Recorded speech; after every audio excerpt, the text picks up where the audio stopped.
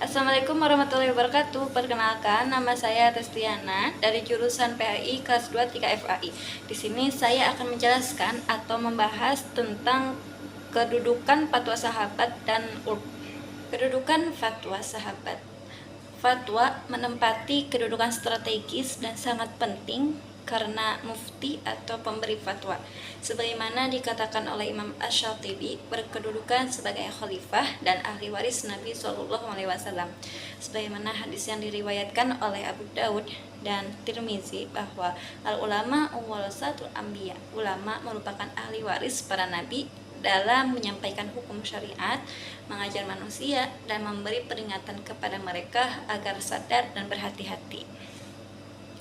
Fatwa menempati kedudukan penting dalam hukum Islam karena fatwa merupakan pendapat yang dikemukakan oleh ahli hukum Islam atau fuqaha tentang kedudukan hukum suatu masalah baru yang muncul di kalangan masyarakat.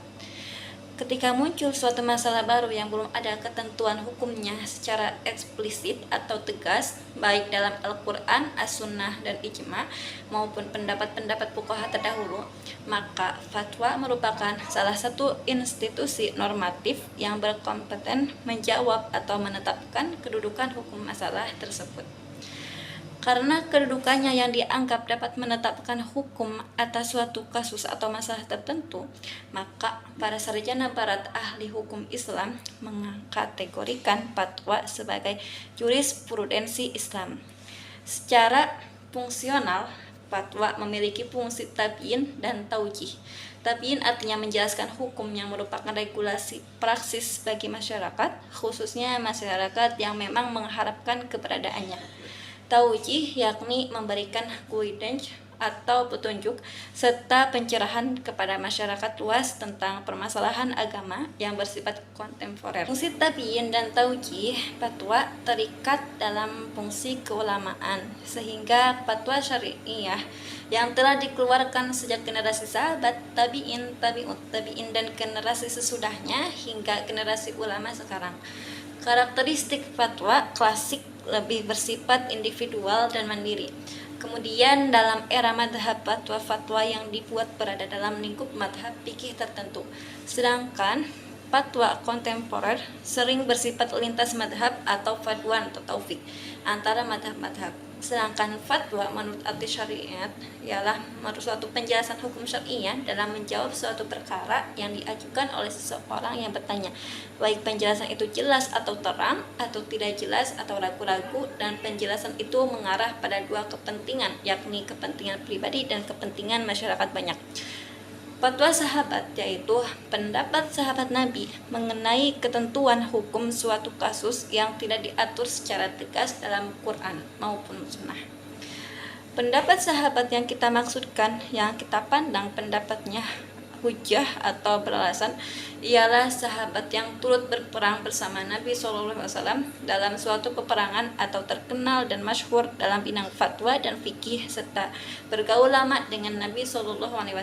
Misalnya Umar bin Khattab, Abdullah bin Mas'ud, Zaid bin Thabit, Aisyah, Ali bin Abi Thalib, dan Abdullah bin Umar.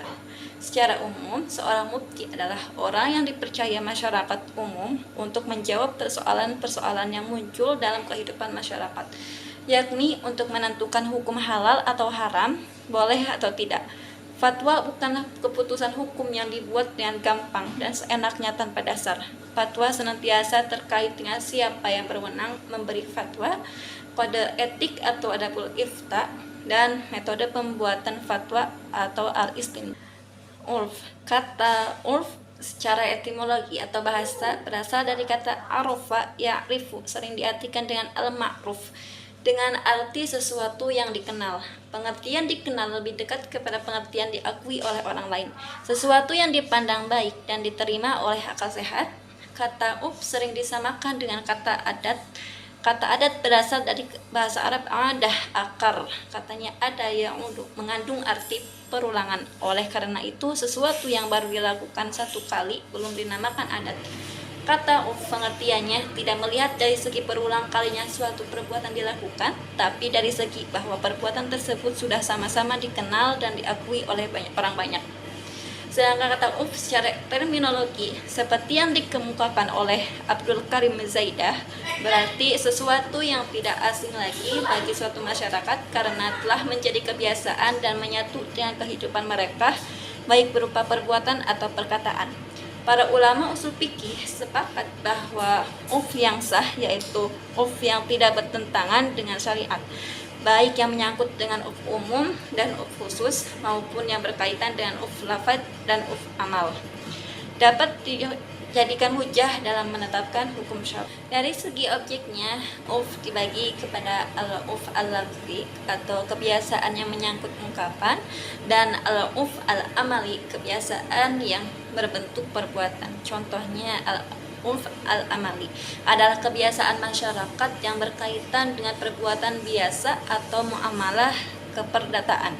Yang dimaksud perbuatan biasa adalah kebiasaan masyarakat dalam masalah kehidupan mereka yang tidak terkait dengan kepentingan orang lain, seperti kebiasaan libur kerja pada hari-hari tertentu dalam satu minggu. Kebiasaan masyarakat memakan makanan khusus atau minuman-minuman tertentu, dan kebiasaan masyarakat dalam memakai pakaian tertentu dalam acara-acara khusus. Dari segi cakupannya, uf terbagi dua, yaitu al-uf al-am, kebiasaan yang bersifat umum, dan al-uf al-khas, kebiasaan yang bersifat khusus. Dari segi keabsahannya, dari pandangan syara, uf terbagi dua. Satu, al-uf as-sahih, yang sah. Yang kedua, al-uf al-fasid, yaitu yang rusak. Mungkin sekian yang dapat saya jelaskan. Kurang lebihnya mohon dimaafkan. Wabillahi taufiq wal hidayah. Wassalamualaikum warahmatullahi wabarakatuh.